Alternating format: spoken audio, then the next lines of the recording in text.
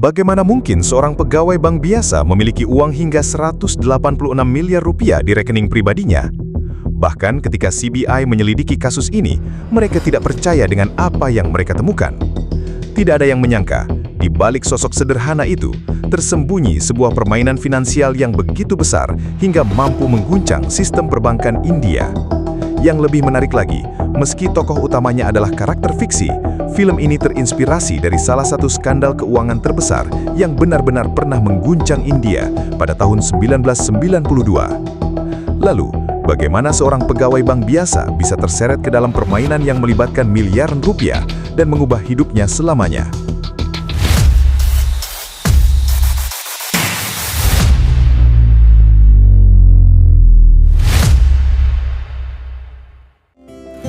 Maret 1992. Dia terbangun karena alarm paginya berbunyi. Ia langsung bersiap, mengambil Walkman dan sepatunya. Setelah itu, ia mulai berlari mengelilingi kota hingga tiba di pinggir pantai. ఈ సముద్రంలో ఉన్న ప్రశాంతత జనాల్లో ఉండదు పరిగెడుతూనే ఉంటారు కారణం Ada banyak cara untuk menghasilkan uang di kota ini, tapi semuanya mengarah ke gedung BSE yang memiliki 29 lantai. Selamat datang di Bombay, pusat keuangan India. Sambil berjalan pulang setelah lari pagi, ia membeli susu untuk dibawa ke rumah. Semua orang di geng sempit itu sedang membicarakan bursa saham. Harsha Mehra, pemain besar di BSE, investor sukses. Sebelumnya semua pembeli koran hanya membaca halaman depan dan halaman olahraga. Namun Harsha berhasil membuat mereka mulai membaca halaman bisnis. Ia memperkenalkan pasar saham kepada para pemilik toko dan para sopir. Ia juga menunjukkan cara mewujudkan mimpi kepada orang-orang yang selama ini takut bermimpi. Tapi kisah ini bukan tentang dia. Ini tentang aku. My name is Bhaskar. 3 mobil berwarna putih datang. Laksmana Rao menghampiri Bhaskar dan mengajaknya ikut ke bank. Bhaskar awalnya menolak karena belum mandi. Namun Laksmana Rao bertanya, "Kau sudah gosok gigi?" Bhaskar mengangguk. "Itu sudah cukup. Masuk ke mobil." Sesampainya di Magadah Bank, tempat Bhaskar bekerja, Satpam segera membuka gembok pintu masuk, lalu menutupnya kembali. Laksmana Rao memerintahkan petugas keamanan menyalakan lampu. Setelah itu, ia memerintahkan bawahannya mengeluarkan laporan rekening Bhaskar dan mencatat seluruh transaksi rekeningnya. Bhaskar kemudian bertanya, mengapa dirinya diminta datang ke bank. Laksmana Rao menjelaskan bahwa Bhaskar dituduh melakukan penyalahgunaan dana bank, terlibat dalam penipuan sekuritas, serta penyalahgunaan bank receipt. Di saat yang sama, tim CBI juga memeriksa rumah Bhaskar. Sumati menelpon Bhaskar karena khawatir polisi sedang memeriksa rumah mereka. Bhaskar berusaha menenangkan istrinya yang terlihat sangat cemas. వాళ్ళు వాళ్ళ డ్యూటీ చేస్తున్నారు కోఆపరేట్ చేయి ఉంటాను Tiba-tiba listrik padam. Anggota CBI segera memerintahkan petugas keamanan untuk memperbaikinya. Bhaskar hanya tersenyum tipis lalu berkata, ఎక్కడి నుంచి మొదలు పెడతాం 11 Agustus 1989. Bhaskar adalah seorang kasir di Magadah Bank, salah satu dari beberapa bank swasta yang lolos dari nasionalisasi pada tahun 1980. Setiap hari ia berangkat bekerja menggunakan Vespa tuanya. Gajinya sekitar 1,1 juta rupiah per bulan, sementara utangnya di bank tempat ia bekerja sudah mencapai sekitar 6,7 juta rupiah. Namun Bhaskar tetap optimus menjalani hari-harinya, dengan energi positif dan sikap hangat yang selalu ia berikan kepada semua orang. తగ్గింది Bhaskar thank you అమ్మయ్య నిన్న మీరు ఇచ్చిన స్వీట్స్ చాలా బాగున్నాయి ఇంట్లో అందరికీ నచ్చాయి Bhaskar Setelah itu Bhaskar menunggu giliran di depan ruang kerja Pak Himanshu, manajer wilayah yang sangat pemarah. అంతా ఓకేనా చాలా తింటున్నాడు Saat masuk ke dalam ruangan, Pak Himanshu memuji hasil kerja Bhaskar dan memintanya mendapatkan lebih banyak deposito untuk bank. Kemudian ia melihat ke ruangan sebelah. Di sana ada Atis Kulkarni, asisten manajer wilayah yang sudah tua dan sakit-sakitan. Sebulan lagi ia akan pensiun. Pak Himanshu mengatakan, jika Bhaskar berhasil memenuhi target akhir tahun, ia akan memberikan rekomendasi agar Bhaskar mengisi posisi tersebut. Bhaskar kemudian menuju brankas bank sambil membawa kotak hitam. Kotak hitam inilah yang nantinya akan menjadi alat Bhaskar dalam menjalankan setiap misinya. Pak Narayan, manajer brankas yang selalu datang terlambat dan pulang lebih cepat, sudah menunggunya. petugas keamanan membuka pintu brankas, lalu Baskar mengambil uang tunai 46,5 juta rupiah. Panarayan mencatatnya ke dalam buku besar bank, buku yang digunakan untuk mencatat seluruh transaksi rekening. Data tersebut kemudian dimasukkan ke komputer oleh Bulata setiap akhir bulan dan dilaporkan ke Bank Sentral setiap 6 bulan sekali. Sambil berjalan, Pak Narayan bercerita bahwa malam itu ada seseorang yang akan datang melamar putrinya sehingga ia harus pulang lebih awal. Ia pun menyerahkan urusan penyimpanan uang tunai di brankas kepada Baskar. Tidak lama kemudian, GM Vinod dan AGM Srikan, dua pilar utama Bank Magadha, tiba di kantor. Baskar membuka loket kasirnya dan mulai bekerja seperti biasa. Selama 3 bulan berturut-turut, ia menjadi karyawan terbaik, sebuah penghargaan yang sangat ia banggakan. Alarm pulang kerja berbunyi. Baskar berdiri di depan gerbang sambil memandangi mobil Maruti 800 merah miliknya yang sudah 6 bulan disita bank karena gagal membayar cicilan. Samba, sahabatnya sejak sekolah, berkata, నువ్వు కొనాలంటే ముందు బ్యాంకులో తీసుకుని లోన్ తీర్చాలి. Baskar kemudian memperkenalkannya. నేను పాస్ అయి క్యాషర్ అయ్యాను, వీడు ఫెయిల్ అయి ప్యూన్ అయ్యాడు. My partner in crime. Di Cafe Yasdani, Baskar punya usaha sampingan. Setiap hari ratusan orang datang ke bank, tetapi banyak di antara mereka bahkan tidak tahu cara menulis cek atau mengisi formulir. Baskar membantu mereka dan mendapat upah seadanya. Hari itu, Anthony datang mengajukan pinjaman sekitar 37 juta rupiah. Tetapi karena tidak memiliki jaminan selain izin perdagangan di pelabuhan, permohonannya ditolak dan ia diminta pergi. Setelah pekerjaan sampingannya selesai, Baskar pulang ke gang sempit tempat keluarganya tinggal. Banyak orang mencarinya, bukan karena membutuhkan bantuannya, melainkan untuk menagih utang. Dia berhutang sekitar Rp139.000 kepada penjual susu, Rp102.000 kepada penjual obat, Rp185.000 kepada penjual bahan pokok, Rp222.000 kepada penjual makanan ringan, dan sekitar Rp1,85 juta kepada Pak Patel. 10,000 please. Next month interest है ना कట్టకపోతే मैं क्या हूं दिखा दो तुम्हारा. షూర్ భాయ్, బిల్కుల్ బిల్కుల్, next month. Sesampainya di rumah yang dibangun oleh ayahnya, Baskar tinggal bersama adik laki-lakinya yang sedang kuliah teknik, adik perempuannya, serta ayahnya, Prahlad Kumar. Dulu ayahnya adalah akuntan publik ternama di Bombay, tetapi 10 tahun lalu seluruh hartanya habis setelah ditipu dalam sebuah investasi. Sejak terkena stroke, dia hanya menghabiskan waktu mengisi TTS dan hampir tidak pernah berbicara kepada siapapun. ఇన్ని కష్టాల్లో నేనున్నా, border line దరిద్రంలో బ్రతుకుతున్నా, వాళ్ళ ఇంట్లో వాళ్ళకి ఇష్టం లేకపోయినా నా బలం నా భార్య. Sumati bermimpi membuka usaha makanan rumahan. Tak lama kemudian, Kartik pulang sekolah dan langsung menghampiri ayahnya. Keluarga kecil itu tetap menikmati kebersamaan mereka meski hidup dalam keterbatasan. Hari itu mereka bersiap menghadiri pesta ulang tahun Arun, keponakan Sumati. Sumati memilihkan baju terbaik untuk Kartik, tetapi Kartik kecewa karena baju itu sudah berkali-kali dipakai. హీరోలా ఉంటావు, వేసుకో. మళ్ళీ లేట్ అయితే అరుణ్ బావ cake cutting miss అవుతాం. Sebelum berangkat, Sumati bertanya apakah mereka akan membeli hadiah di jalan. Baskar hanya terdiam karena tidak memiliki uang. Akhirnya Sumati memberikan satu-satunya mainan milik Kartik sebagai hadiah. Nanti kita belikan yang lebih besar saat ulang tahun. Sesampainya di pesta, Ibu Sumati menyambut Kartik tetapi hanya membalas salam Baskar dengan senyum terpaksa. Ia kemudian mengajak Sumati berbicara dan kembali membujuk putrinya pulang agar belajar menjalankan usaha makanan rumahan. Menurutnya, usaha itu bisa mengubah hidup Sumati. Bahkan dia berkata, "Kau masih muda, menikahlah dengan pria lain." Sumati marah dan meninggalkan ibunya. Tak lama kemudian, dia melihat kakak iparnya memberikan potongan kue kecil kepada Kartik. నీ మొహానికి చాలే. Saat Sumati memanggil anaknya, kakak iparnya buru-buru menawarkan potongan yang lebih besar, tetapi Sumati sudah terlanjur kecewa. "Ayo kita pergi."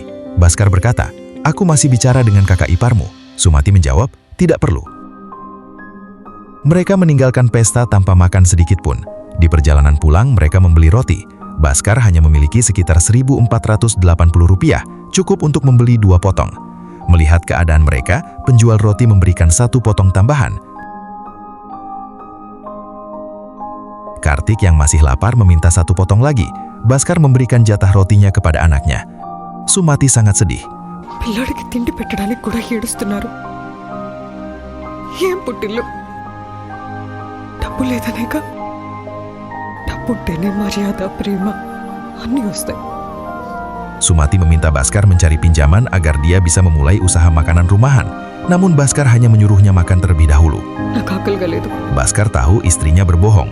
Dia membagi 2 roti yang tersisa, lalu mereka memakannya bersama.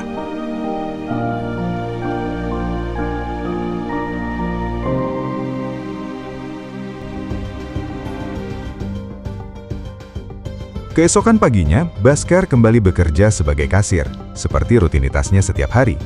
Tidak ada yang berubah. Ia tetap melayani nasabah yang kesulitan mengisi formulir pinjaman. Ketika Sudhir, rekan sekantornya, mengalami kesulitan menyelesaikan pembukuan, Bhaskar membantu menyelesaikan masalah tersebut.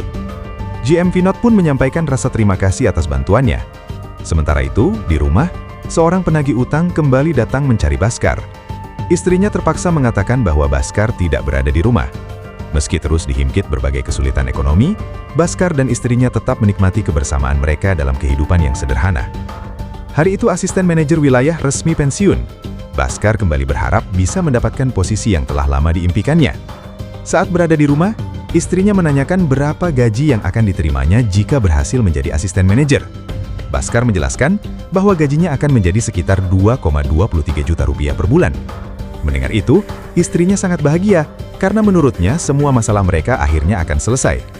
Bhaskar pun berjanji akan membelikan sebuah kalung yang indah dari gaji pertamanya nanti. Beberapa waktu kemudian, Anthony kembali menemui Bhaskar untuk meminta bantuannya meloloskan pengajuan pinjaman di bank. Bhaskar menjelaskan bahwa permohonan pinjaman itu mustahil disetujui karena jaminannya tidak lengkap. Ia bahkan meminta Samba mengusir Anthony. Namun Samba menjelaskan bahwa dialah yang meminta Anthony datang. Ia menerangkan bahwa barang milik Anthony sedang tertahan di pelabuhan dan membutuhkan dana sekitar 37,2 juta rupiah untuk mengeluarkannya. Menurut Samba, barang itu bisa dijual kembali dengan harga 2 kali lipat hanya dalam waktu 1 jam. Bhaskar masih ragu dan ingin memastikan barang apa yang dimaksud. Ia berharap barang itu bukan narkoba. Saat itulah Anthony kembali menghampiri mereka dan menjelaskan bahwa barang tersebut adalah 30 unit televisi yang diangkut kapal Casablanca. Kapten kapal itu merupakan teman baiknya. Dengan bantuan sang kapten, Anthony berhasil mengimpor televisi dari Malaysia dengan nilai sekitar 46,5 juta rupiah. Ia baru membayar uang muka sekitar 9,3 juta rupiah, sementara sisanya akan dilunasi saat barang tiba. Namun investornya tiba-tiba mengundurkan diri sehingga ia tidak mampu menyiapkan sisa pembayaran. Anthony mengaku sudah menawarkan agar pelunasan dilakukan setelah barang berhasil dijual, tetapi George tetap menolak. George bersikeras bahwa Anthony harus membayar terlebih dahulu untuk mengambil barang tersebut, bahkan mengancam akan melelangnya jika tidak ditebus dalam waktu 1 bulan. Bhaskar menjelaskan bahwa ia memahami masalah yang sedang dihadapi Anthony, tetapi sebagai pegawai bank, ia harus mematuhi peraturan yang berlaku. Setelah itu Samba memberikan Anthony sebatang rokok dan memintanya pergi sebentar. Samba kemudian mengusulkan agar Bhaskar meminjam uang kepada kakak iparnya yang memiliki usaha real estate. Bhaskar mengatakan bahwa kakak iparnya bahkan tidak pernah menganggapnya sebagai keluarga, sehingga mustahil bersedia meminjamkan uang sebesar 37,2 juta rupiah. Samba kemudian menyarankan agar pinjaman itu diberi bunga 3%. Dengan begitu, jika Anthony tetap memberikan keuntungan 10%, mereka masih bisa memperoleh keuntungan sekitar 3,72 juta rupiah hanya dalam 1 hari. Tidak lama kemudian, Anthony kembali menghampiri mereka dan langsung menyatakan setuju dengan usulan tersebut. Samba heran karena Anthony kembali begitu cepat. Ternyata, Anthony belum sempat merokok karena Samba belum memberinya korek api.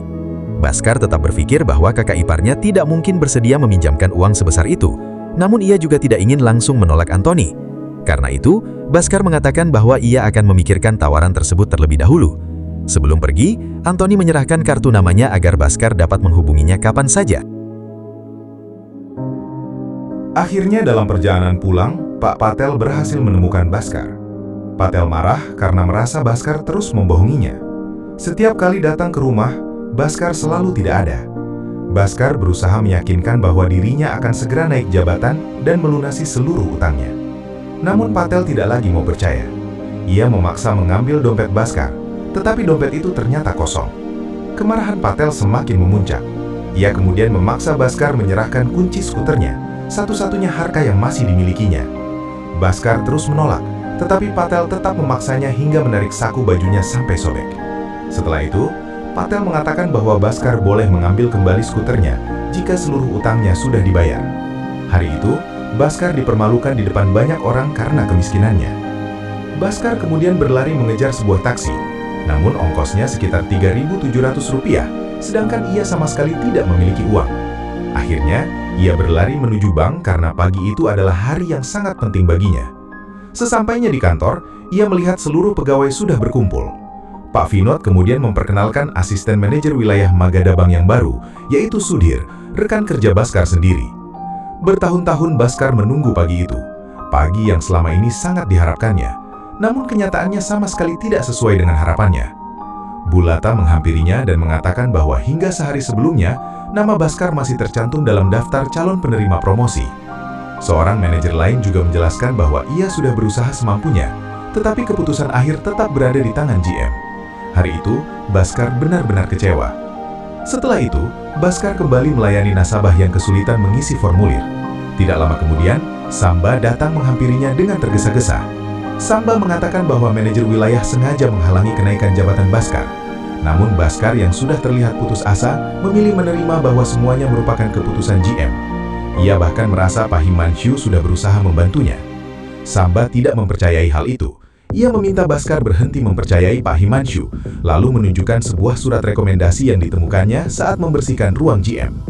Di dalam surat itu, nama Bhaskar sama sekali tidak tercantum. Yang tertulis hanya satu nama, yaitu Sudhir.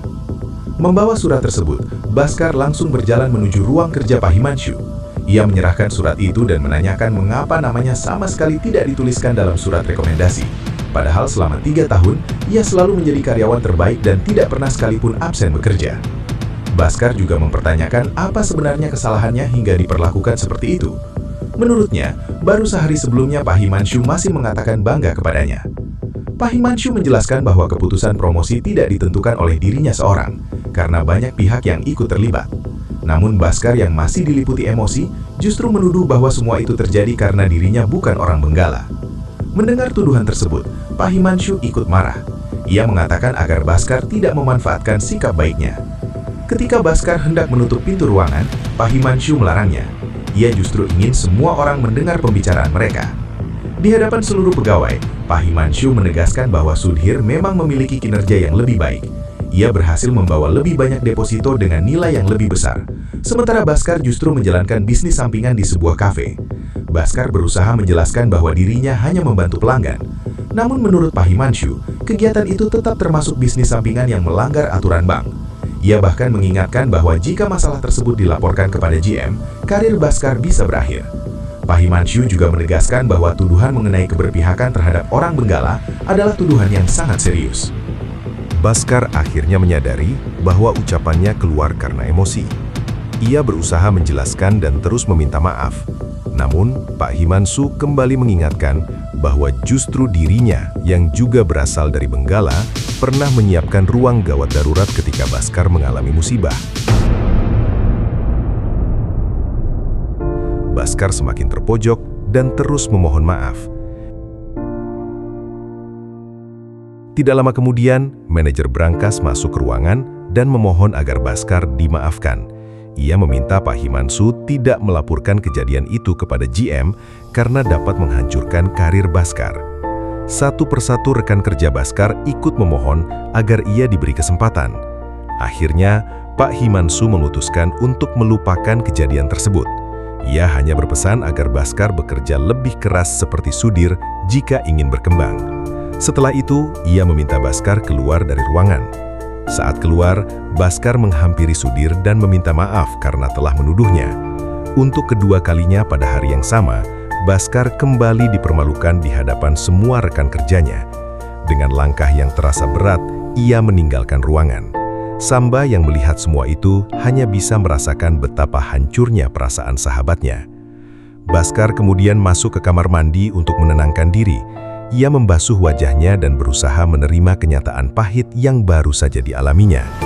Beberapa saat kemudian, ia kembali keluar dengan langkah tegak, seolah-olah tidak ada apapun yang terjadi. Ia memilih tetap tegar dan melanjutkan pekerjaannya seperti biasa. Bhaskar meminta Samba membawakan segelas teh karena kepalanya terasa sakit. Setelah itu, ia menanyakan kepada Bulata apakah rekening Vimal Group sudah selesai diproses. Bulata bahkan terkejut melihat perubahan sikap Bhaskar yang begitu lapang dada menerima semuanya. Bhaskar juga menyapa Pak Narayan, manajer berangkas, dan bertanya mengapa beliau belum pulang. Ia kembali bekerja seperti biasa sebagai kasir Magadabang. Tidak lama kemudian, Samba datang membawa teh sekaligus menyerahkan berkas dari Bulata. Samba juga tampak heran melihat Baskar yang bersikap seolah tidak terjadi apa-apa. Ia kemudian menanyakan apakah keadaan Baskar benar-benar baik-baik saja. Baskar menjelaskan bahwa dirinya baik-baik saja. Meski begitu, Samba mengetahui bahwa di balik ketenangannya, hati sahabatnya sedang hancur. Baskar tetap menyelesaikan pekerjaannya, memproses lembar demi lembar cek hingga jam kerja berakhir. Sebelum pulang, Baskar kembali menemui Pak Himansu. Kali ini, Pak Himansu menyambutnya dengan hangat dan bercerita bahwa dirinya baru saja membeli sebuah mobil dari lelang internal sebagai hadiah ulang tahun untuk istrinya. Baskar kembali meminta maaf atas sikapnya pada pagi tadi. Pak Himansu mengatakan bahwa dirinya sudah melupakan kejadian tersebut. Setelah itu, Samba kembali menanyakan bagaimana perasaan Baskar. Baskar menjelaskan bahwa semua yang terjadi hanyalah setengah jam dari satu hari yang panjang. Menurutnya, ia tidak mungkin terus menangisi kejadian itu. Sikap Baskar membuat Bulata dan rekan-rekan kerjanya merasa bangga melihat ketegaran dan cara berpikirnya yang tetap positif. Keadaan Baskar semakin terpuruk. Sejak pagi, ia belum sempat makan dan hanya mengandalkan bantuan Samba untuk membelikannya teh dan roti. Di tengah kondisi itu, Anthony kembali menawarkan peluang untuk menyelamatkan barang yang masih tertahan di pelabuhan. Waktunya sangat sempit. Jika modal sekitar 37 juta rupiah bisa disediakan sebelum lelang dimulai, seluruh barang masih dapat ditebus dan dijual kembali dengan keuntungan besar. Baskar melihat peluang itu sebagai jalan keluar terakhir. Ia mengambil uang yang sebelumnya sengaja dipisahkan dari brankas bank sebelum disimpan. Sebagai imbalannya, keuntungan akan dibagi antara dirinya, Samba, dan Anthony. Keputusan itu langsung mengejutkan Samba. Selama ini Baskar dikenal sebagai pegawai yang paling jujur. Kini, demi mempertahankan hidup keluarganya, ia justru mempertaruhkan uang milik bank. Baskar tidak berusaha membenarkan tindakannya. Ia hanya menjelaskan kenyataan yang sedang dihadapinya. Ayahnya membutuhkan biaya rumah sakit, uang sekolah anaknya segera jatuh tempo, sementara kuliah kakak dan adiknya juga masih bergantung padanya. Promosi jabatan yang selama ini diharapkan justru diberikan kepada orang lain. Skuternya sudah disita karena utang, bahkan ongkos bus pun nyaris tidak ia miliki. Baginya, kemiskinan telah menutup semua pilihan yang aman. Yang tersisa hanyalah keberanian mengambil resiko. Anthony kemudian menjelaskan bagaimana keuntungan itu diperoleh. Televisi impor dibeli jauh lebih murah dari luar negeri, lalu masuk ke India dengan memanfaatkan celah administrasi agar terhindar dari bea impor. Setelah berhasil keluar dari pelabuhan melalui bantuan oknum, barang tersebut dijual kembali dengan harga pasar India yang jauh lebih tinggi. Risikonya besar, tetapi keuntungan yang ditawarkan juga sebanding. Meski masih dipenuhi keraguan, Baskar akhirnya menyerahkan seluruh modal kepada Anthony. Samba memilih ikut mengawasi proses di pelabuhan, sementara Baskar pulang dan hanya bisa menunggu hasilnya. Selama beberapa jam berikutnya, pikirannya dipenuhi berbagai kemungkinan buruk. Ia membayangkan barang itu gagal ditebus, Anthony membawa kabur uangnya, atau petugas bea cukai menggagalkan seluruh rencana mereka. Kegelisahan itu baru berakhir ketika Anthony dan Samba kembali dengan kabar baik. Seluruh televisi berhasil dijual, modal sekitar 37 juta rupiah kembali utuh, disertai keuntungan sekitar 9,3 juta rupiah. Taruhan terbesar yang pernah diambil Baskar akhirnya membuahkan hasil. Samba mengira semuanya berhasil karena Anthony datang tepat waktu. Namun Anthony mengungkapkan bahwa Baskar sudah memperhitungkan semuanya sejak awal.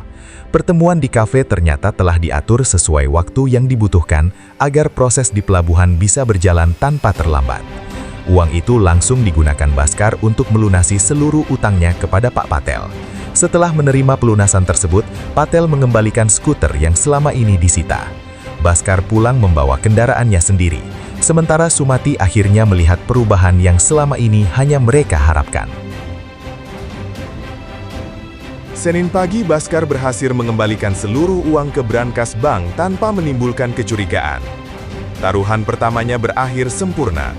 Keberhasilan itu menjadi awal dari serangkaian transaksi berikutnya. Sedikit demi sedikit, ia melunasi utang kepada para pedagang, menebus pinjaman bank, mengambil kembali mobil yang sempat disita, hingga memenuhi rumahnya dengan berbagai barang yang sebelumnya mustahil ia miliki. Kehidupannya berubah begitu cepat, bahkan ia mulai menikmati gaya hidup yang tidak pernah ia kenal sebelumnya. Perubahan itu juga dirasakan Sumati. Belakangan Baskar sering pulang larut, menghabiskan uang tanpa ragu, bahkan beberapa kali tidak pulang ke rumah. Sumati mengira suaminya berubah karena gagal mendapatkan promosi jabatan. Namun Baskar akhirnya membuka sebagian rahasianya. Ia mengaku telah menjalankan bisnis ekspor-impor bersama Antoni, meski sengaja merahasiakannya karena statusnya sebagai pegawai bank. Baskar hanya memastikan bahwa seluruh utangnya telah lunas dan penghasilannya berasal dari usaha tersebut. Penjelasan itu cukup menenangkan Sumati. Alih-alih meminta perhiasan, ia memilih menggunakan uang mereka untuk mengadakan pesta ulang tahun putra mereka, sesuatu yang selama ini tidak pernah mampu mereka lakukan. Pesta itu menjadi perbincangan banyak orang, keluarga, tetangga, hingga rekan kerja Baskar menyaksikan perubahan hidup mereka. Namun, di balik kemeriahan itu, Baskar, Samba, dan Antoni kembali membahas peluang yang jauh lebih besar. Antoni mengungkapkan bahwa sebuah kapal dari Dubai akan membawa 3 mobil impor dengan potensi keuntungan hingga 4 kali lipat. Masalahnya, mereka membutuhkan modal 185 juta rupiah, jumlah yang jauh lebih besar dibanding transaksi sebelumnya. Antoni meminta jawaban dalam waktu 2 hari karena kesempatan itu tidak akan datang lagi. Awalnya Baskar menolak mengambil resiko sebesar itu, namun keputusan tersebut berubah setelah melihat arti sederhana pesta ulang tahun bagi putranya. Selama bertahun-tahun, anaknya harus menahan ejekan karena tidak pernah bisa merayakan ulang tahun seperti teman-temannya. Hari itu bukan hadiah atau pesta yang membuatnya bahagia, melainkan perasaan bahwa keluarganya akhirnya mampu berdiri sejajar dengan orang lain. Baskar menyadari masih banyak impian keluarganya yang belum dapat ia wujudkan. Kesempatan dari Antoni pun kembali terlihat sebagai jalan untuk mengubah masa depan mereka. Akhirnya, Baskar menerima tawaran tersebut. Ia kembali mempertaruhkan uang bank sebagai modal, kali ini dalam jumlah yang jauh lebih besar. Agar rencananya berjalan tanpa menimbulkan kecurigaan, ia menyusun setiap langkah dengan sangat hati-hati, mulai dari membawa koper besar ke kantor, hingga menciptakan pengalihan perhatian agar memiliki waktu memisahkan uang 185 juta rupiah dari brankas.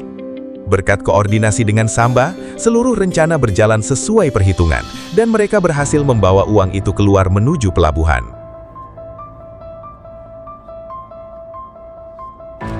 Sesampainya di pelabuhan, mereka mendapati kenyataan yang sama sekali tidak diperkirakan. Pembeli utama mereka baru saja ditangkap polisi, sehingga seluruh transaksi dibatalkan. 3 mobil impor yang seharusnya langsung menghasilkan keuntungan, kini berubah menjadi beban. Yang lebih mengkhawatirkan, modal 185 juta rupiah yang mereka gunakan adalah uang bank dan harus dikembalikan pada hari Senin. Kepanikan langsung melanda. Samba menuduh Antoni telah membawa mereka ke dalam jebakan, sementara Antoni menyalahkan dirinya sendiri karena terlalu serakah mengejar keuntungan yang lebih besar. Baskar menjadi satu-satunya yang tetap berpikir jernih. Ia mengingatkan bahwa mereka pernah menghadapi situasi serupa saat kesulitan menjual televisi impor, dan selalu ada pembeli lain selama mereka mau mencarinya. Jalan keluar belum tentu tertutup, mereka hanya belum menemukannya. Keyakinan itu akhirnya membuahkan hasil. Antoni berhasil menemukan calon pembeli baru di Goa, seorang pemilik resort yang bersedia membeli seluruh mobil tersebut. Kesempatan itu harus dimanfaatkan secepat mungkin karena waktu mereka terus berjalan menuju hari Senin. Perjalanan menuju Goa sama berbahayanya dengan transaksi itu sendiri. 3 mobil mewah tanpa dokumen resmi harus melewati pos pemeriksaan polisi. Baskar menyiapkan penyamaran menggunakan pelat kendaraan pemerintah, surat kendaraan palsu, serta beberapa orang yang telah dibayar untuk memainkan peran tertentu. Saat pemeriksaan hampir menggagalkan seluruh rencana akibat Samba tidak memiliki surat izin mengemudi, Baskar mengubah situasi menjadi sandiwara yang membuat para petugas percaya bahwa mereka sedang mengawal rombongan pejabat penting. Perhatian polisi berhasil dialihkan, hingga rombongan mereka diizinkan melanjutkan perjalanan tanpa pemeriksaan lebih lanjut. Setelah tiba di Goa, seluruh mobil akhirnya berhasil dijual sesuai rencana. Baskar tidak hanya membagi keuntungan kepada Samba dan Antoni, tetapi juga memberikan imbalan kepada semua orang yang membantu operasi tersebut. Baginya, keberhasilan itu tidak mungkin tercapai tanpa peran setiap orang yang terlibat. Keberhasilan tersebut sekaligus menjadi akhir perjalanan Antoni bersama mereka. Setelah menyelesaikan transaksi terakhirnya, Antoni memutuskan berangkat ke Amerika untuk memulai kehidupan baru. Sebelum berpisah, ia meninggalkan nomor teleponnya dan berpesan agar Bhaskar menghubunginya kapanpun membutuhkan bantuan. Sementara itu, Bhaskar masih menghadapi ujian terakhir. Sebelum bank buka pada hari Senin, ia harus mengembalikan 185 juta rupiah ke tempat semula tanpa meninggalkan jejak. Setibanya di bank, suasana justru dipenuhi penyelidikan akibat kasus korupsi yang melibatkan beberapa pegawai senior. Kondisi itu membuat setiap pemeriksaan berlangsung jauh lebih ketat daripada biasanya.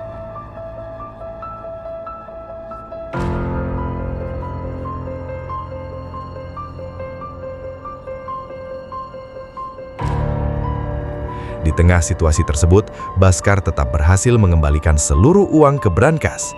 Bahkan ketika General Manager memerintahkan kopernya diperiksa, tidak ada bukti yang dapat ditemukan karena ia telah memindahkan uang tersebut beberapa saat sebelumnya. Taruhan terbesar yang pernah ia ambil kembali berakhir tanpa meninggalkan jejak. Keberhasilan itu membuat Bhaskar mengambil sebuah kesimpulan. Menurutnya, 2 hari terakhir merupakan lampu kuning, sedangkan pemeriksaan mendadak di bank adalah lampu merah yang menandakan sudah waktunya berhenti sebelum semuanya berubah menjadi bencana. Namun, Samba melihatnya secara berbeda. Baginya, keberhasilan itu justru membuktikan bahwa mereka mampu menghasilkan keuntungan yang jauh lebih besar jika terus melanjutkan permainan. Meski memilih berhenti dari permainan menggunakan uang bank, ia mengundurkan diri dari pekerjaannya dan mulai menjalankan bisnis perdagangan di pelabuhan. Keuntungan itu ia bagi untuk memenuhi seluruh tanggung jawab keluarganya. Ketika adiknya diterima di salah satu universitas terbaik di London, Bhaskar bahkan rela menghabiskan seluruh tabungannya demi membiayai pendidikannya. Baginya, uang selalu memiliki tujuan selama digunakan untuk keluarga. Tidak lama kemudian, kehidupannya kembali berubah. Setelah kasus korupsi mengguncang Bank Magadha, banyak pejabat senior diberhentikan dan struktur organisasi dirombak. Di luar dugaan, Bhaskar justru memperoleh promosi besar menjadi Assistant General Manager cabang Kolaba Bombay. Jabatan yang dulu gagal ia raih, kini datang dengan sendirinya, disertai gaji dan fasilitas yang jauh lebih baik. Satu-satunya permintaan Bhaskar hanyalah mobilnya yang pernah disita bank dikembalikan kepadanya.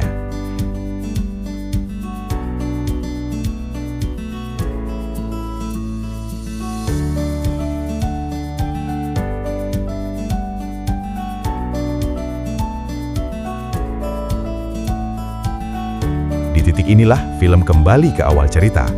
Bhaskar telah ditangkap dan menjalani pemeriksaan oleh CBI setelah petugas menemukan kekayaan yang dianggap tidak mungkin dimiliki seorang pegawai bank dengan gaji 3,5 juta rupiah per bulan.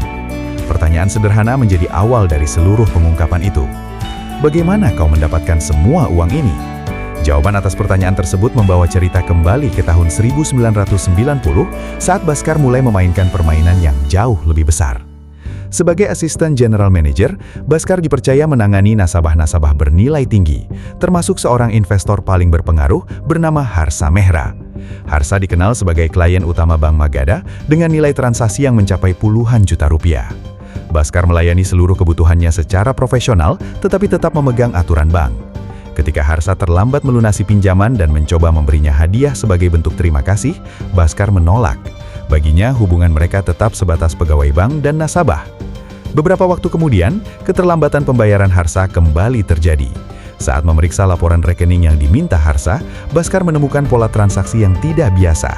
Aliran dana dalam jumlah sangat besar bergerak melalui beberapa rekening dengan cara yang sulit dijelaskan. Kecurigaannya semakin kuat ketika Bank Qatari menolak memberikan data yang seharusnya dapat diakses oleh bank pemberi pinjaman. Penolakan itu membuat Bhaskar yakin ada sesuatu yang sengaja disembunyikan. Penyelidikannya akhirnya membawanya ke dunia pasar saham. Dari sana ia mengetahui bahwa Harsa memperoleh keuntungan luar biasa dengan memanipulasi harga saham. Ia membeli saham dalam jumlah besar saat harganya masih rendah, mendorong kenaikan harga melalui jaringan investornya, lalu menjual seluruh kepemilikannya ketika harga mencapai puncak. Keuntungan yang diperoleh bisa mencapai berkali-kali lipat hanya dalam hitungan minggu. Praktek itu melanggar aturan, tetapi tetap berlangsung karena didukung modal yang sangat besar. Awalnya Bhaskar berniat melaporkan temuannya kepada pimpinan bank. Namun sebuah percakapan sederhana dengan putranya membuat cara pandangnya berubah. Ia menyadari bahwa mengetahui sebuah rahasia besar juga memiliki nilai. Daripada membongkar permainan Harsa, Bhaskar memilih memanfaatkannya. Saat bertemu langsung dengan Harsa, Bhaskar menolak segala bentuk suap yang ditawarkan. Ia tidak ingin dibeli dengan harga yang ditentukan orang lain. Sebagai gantinya, ia mengajukan 2 syarat. Pertama, ia meminta komisi 1% dalam bentuk tunai dari setiap pinjaman yang diproses. Kedua, Harsa harus memberinya informasi setiap kali akan membeli atau menjual saham agar ia dapat ikut berinvestasi. Harsa menerima seluruh syarat tersebut. Sejak hari itu, Baskar tidak lagi hanya menjadi pegawai bank yang melayani transaksi. Ia resmi menjadi bagian dari permainan yang selama ini hanya ia amati dari luar. Permainan yang kali ini menjanjikan keuntungan jauh lebih besar, sekaligus membawa resiko yang tidak pernah ia hadapi sebelumnya. Kesepakatan dengan Harsa mengubah kehidupan Baskar jauh lebih cepat daripada yang pernah ia bayangkan. Untuk menyamarkan komisi tunai yang diterimanya, ia meminta bantuan Anwar, orang kepercayaan Antoni. Anwar menawarkan cara mencuci uang melalui pemenang lotre yang telah diatur sebelumnya. Dengan imbalan beberapa persen, uang hasil transaksi dapat berubah menjadi hadiah lotre yang terlihat sah di mata hukum. Cara itu berhasil, dan Baskar memperoleh ratusan juta rupiah tanpa menimbulkan kecurigaan. Sejak saat itu, informasi dari Harsa menjadi sumber keuntungan baru. Setiap kali Harsa memberitahu saham mana yang harus dibeli atau dijual, Baskar ikut berinvestasi. Salah satu transaksi bahkan mengubah modal sekitar 323 juta rupiah menjadi keuntungan sekitar 1,33 miliar rupiah hanya dalam waktu 2 minggu. Nilai itu membuat petugas CBI di masa depan pun heran, bukan hanya karena besarnya keuntungan, tetapi karena hampir seluruh uang tersebut langsung habis dalam 1 hari. Jawabannya segera terlihat. Baskar menggunakan uang itu untuk mempersiapkan pernikahan adiknya. Di toko perhiasan mereka diperlakukan dengan sinis. Kendaraan mereka dianggap tidak pantas diparkir di depan toko. Bahkan cek yang mereka bawa ditolak. Perlakuan serupa kembali ia terima di toko pakaian. Setelah mengambil uang tunai dari bank, Baskar kembali ke tempat yang sama. Kali ini bukan untuk sekedar membeli kebutuhan pernikahan, tetapi untuk membuktikan bahwa orang-orang yang tadi meremehkannya telah salah menilai. Ia memborong pakaian, membeli perhiasan, mengganti mobil keluarganya dengan mobil mewah, bahkan membeli seluruh perhiasan di etalase toko yang sebelumnya menghina mereka. Dalam pandangan Baskar, di India bukan hanya kebutuhan yang bisa dibeli dengan uang, tetapi juga rasa hormat. Sementara itu, kerjasama dengan Harsa semakin berkembang. Agar keuntungan saham tidak memancing perhatian otoritas pajak, Anwar membangun jaringan perusahaan luar negeri yang membuat aliran dana seolah-olah berasal dari bisnis ekspor. Sebagai kedok, Baskar membuka usaha makanan rumahan atas nama Sumati. Di atas kertas, usaha itulah yang menerima pesanan dari luar negeri dan menghasilkan keuntungan besar. Padahal seluruh arus uang dikendalikan Anwar sebagai bagian dari operasi pencucian uang. Skema tersebut membuat kekayaan Baskar bertambah dengan kecepatan yang luar biasa. Saldo rekeningnya terus melonjak hingga mencapai puluhan miliar rupiah. Namun bersamaan dengan itu, sifatnya mulai berubah. Ia membeli gang tempat rumahnya berada agar mobilnya tidak lagi dipermasalahkan tetangga. Kepada rekan-rekan kantornya, ia tidak lagi berusaha menyembunyikan statusnya sebagai orang kaya. Bahkan ketika Bulata bertanya apakah kekayaannya masih harus dirahasiakan, Baskar justru meminta agar semua orang mengetahuinya. Perubahan terbesar terlihat dalam kehidupan keluarganya. Baskar mulai mengukur segala sesuatu dengan uang. Ia tidak lagi mau makan di warung sederhana yang disukai putranya, karena merasa tempat itu sudah tidak pantas bagi keluarganya. Ketika berselisih dengan Pak Patel, ia bukan hanya merusak skuter milik pria itu, tetapi juga menyatakan bahwa seluruh jalan di lingkungan tersebut kini seolah menjadi miliknya, karena ia telah membayar semua orang di sana. Sumati melihat perubahan itu dengan cemas. Menurutnya Baskar bukan lagi pria yang dulu ia kenal. Namun Baskar menolak anggapan tersebut. Ia bersister bahwa dirinya tidak berubah menjadi jahat, melainkan hanya menjadi kaya. Baginya, masyarakat selalu menganggap orang kaya sebagai orang yang buruk. Sayangnya ia merasa istrinya kini mulai memandangnya dengan cara yang sama. Tanpa disadarinya, kekayaan yang dahulu ia cari demi keluarga mulai menciptakan jarak dengan keluarga yang justru ingin ia lindungi. Di tengah penyelidikan CBI, Baskar mengaku bahwa kekayaannya bukan hanya memberinya kesuksesan, tetapi juga tamparan yang menyadarkannya dari kesombongan. Namun sebelum kesadaran itu benar-benar datang, masalah yang jauh lebih besar lebih dulu menantinya. Suatu hari, pemilik bank Qatari datang menemuinya untuk membahas keterlambatan pembayaran pinjaman. Baskar menunjukkan catatan yang memperlihatkan tunggakan telah mencapai lebih dari 190 miliar rupiah. Anehnya, pemilik bank itu justru mengaku tidak pernah mengajukan pinjaman sebesar itu. Setelah memeriksa seluruh dokumen, mereka menyadari bahwa nama Bank Qatari telah digunakan untuk mengajukan ratusan pinjaman palsu. Seluruh permainan itu mengarah kepada Harsa Mehra. Bagi Baskar, penemuan tersebut mengubah segalanya. Selama ini ia mengira hanya ikut memanfaatkan celah sistem, tetapi kenyataannya ia telah berada di dalam skandal keuangan yang dapat mengguncang dunia perbankan India. Jika kasus itu terbongkar, bukan hanya Harsa yang akan jatuh. Seluruh pihak yang ikut menyetujui pinjaman-pinjaman tersebut, termasuk dirinya, juga akan ikut bertanggung jawab. Belum sempat mereka mencari jalan keluar, pemilik Bank Qatari meninggal dunia akibat serangan stroke. Kejadian itu membuat Bhaskar semakin yakin bahwa permainan ini telah melewati batas. Namun Harsa justru memilih melanjutkannya. Menurutnya keuntungan di pasar saham terlalu besar untuk dihentikan hanya karena satu masalah. Perbedaan cara pandang itu menjadi awal keretakan hubungan mereka. Di saat yang sama, kehidupan pribadi Bhaskar juga mulai runtuh. Samba ditangkap polisi karena kasus penyelundupan kamera. Bhaskar memang berhasil membebaskannya dengan menyuap aparat, tetapi kejadian itu mengingatkan bahwa setiap langkah mereka kini semakin dekat dengan dunia kriminal. Konflik di rumah pun semakin membesar. Keluarga Sumati mulai menganggap usaha makanan rumahan mereka sebagai sumber kekayaan yang bisa dimanfaatkan untuk membantu kerabat. Perselisihan itu memuncak hingga Sumati menghancurkan usahanya sendiri. Ia tidak lagi marah kepada keluarganya, melainkan kepada Bhaskar yang telah berubah menjadi orang yang asing baginya. Pukulan terbesar justru datang dari ayahnya.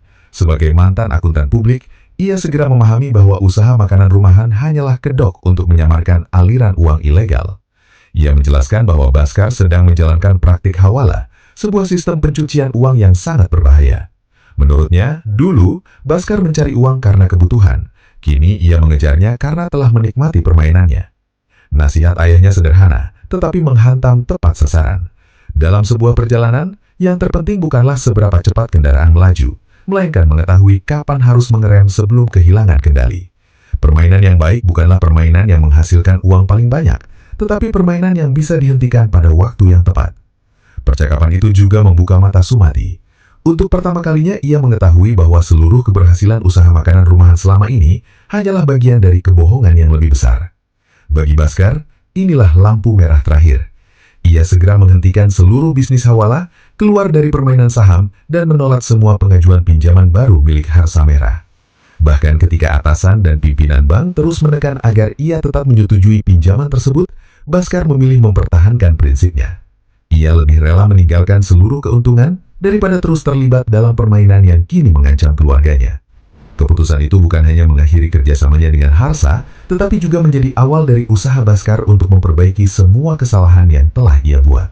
Dia juga memberikan kakak iparnya modal dan 10% keuntungan dibagi untuk sahabatnya. Bhaskar memberikan beasiswa untuk anak dari Satpam Bank. Dia meminta maaf ke Bulata. Dia juga memberikan Pak Narayan mobil Maruti 800.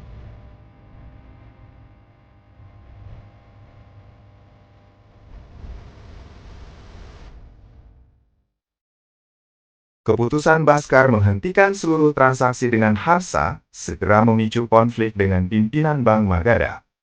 General Manager menilai penolakan tersebut akan merugikan bank dan terus mendesaknya untuk mencairkan pinjaman baru. Namun, Bhaskar tetap menolak. Ia sadar pinjaman itu bukan lagi sekedar bisnis, melainkan bagian dari penipuan yang suatu saat pasti terbongkar. Penolakan itu membuat hubungan mereka tidak dapat dipertahankan. Bhaskar memilih mengundurkan diri dari bank yang telah menjadi tempatnya bekerja selama bertahun-tahun. Keputusan tersebut bukan karena kehilangan jabatan, tetapi karena ia tidak lagi ingin mempertaruhkan keluarganya demi uang yang terus menuntut risiko lebih besar. Keesokan harinya, Bhaskar mendapat kabar bahwa Bank Sentral akan melakukan inspeksi mendadak terhadap bank tempatnya bekerja. Di saat yang sama, cerita kembali ke ruang pemeriksaan CBI, tempat seluruh perjalanan ini sebenarnya bermula. Meski telah menyelidiki berbagai transaksi yang melibatkan Bhaskar, mereka tetap tidak menemukan satupun bukti yang bisa langsung menyeretnya ke dalam kejahatan. Namun, bagi penyelidik, itu bukan berarti Bhaskar tidak bersalah. Justru sebaliknya, mereka yakin ada sesuatu yang masih belum terungkap. Di balik pemeriksaan itu, ternyata ada tujuan lain yang jauh lebih besar. Pimpinan bank dan GM Vinod telah menyiapkan sebuah kesepakatan. Mereka meminta Bhaskar menandatangani cek senilai sekitar 190 miliar rupiah agar uang tersebut kembali masuk ke rekening bank sebelum inspeksi dilakukan. Dengan begitu, seluruh jejak pinjaman palsu dan manipulasi yang selama ini mereka lakukan akan kembali tertutup rapi. Barulah saat itu, Bhaskar memahami kenyataan yang selama ini tersembunyi. Selama ini, ia mengira hanya memanfaatkan celah sistem demi memperbaiki hidupnya. Padahal sejak awal, ia hanyalah bagian kecil dari permainan yang jauh lebih besar. Ketika Harsa mulai terlalu serakah dan skandal itu terancam terbongkar, semua orang yang pernah menikmati keuntungan dari permainan tersebut mulai mencari satu orang untuk dijadikan kambing hitam. Dan orang itu adalah Bhaskar. Tak hanya kehilangan seluruh uangnya, ia juga dipaksa menanggung kesalahan yang sebenarnya diciptakan oleh orang-orang yang selama ini berada di atasnya. Dalam posisi seperti itu, Bhaskar sebenarnya masih bisa melawan. Namun ia memilih jalan yang berbeda. Dengan tangan yang gemetar, ia menandatangani cek tersebut dan menyerahkan seluruh kekayaannya. Saat ditanya apakah ia tidak menyesal kehilangan semua uang itu, Bhaskar hanya tersenyum. Baginya, uang yang datang dari sebuah permainan memang bisa hilang oleh permainan yang sama. Yang jauh lebih penting adalah mengetahui kapan harus berhenti sebelum kehilangan hal-hal yang benar-benar berharga. Setelah mengucapkan salam perpisahan, ia meninggalkan bank itu dengan tenang, seolah tidak membawa beban apapun. Semua orang mengira Bhaskar telah kalah, namun mereka tidak menyadari bahwa permainan ini ternyata belum benar-benar berakhir. Keesokan paginya, Harsa datang untuk mencairkan cek tersebut. Saat itulah seluruh rencana yang mereka susun mulai runtuh. Rekening Bhaskar ternyata telah ditutup beberapa hari sebelumnya, sehingga cek itu sama sekali tidak bisa digunakan. Baru pada saat itulah mereka menyadari bahwa Bhaskar telah beberapa langkah lebih dulu dari mereka. Jauh sebelum skandal itu meledak, Bhaskar ternyata telah mempersiapkan jalan keluarnya. Bersama ayahnya, ia memindahkan seluruh investasinya secara legal ke Amerika Serikat, membeli sebuah hotel, dan mengurus visa investor untuk keluarganya.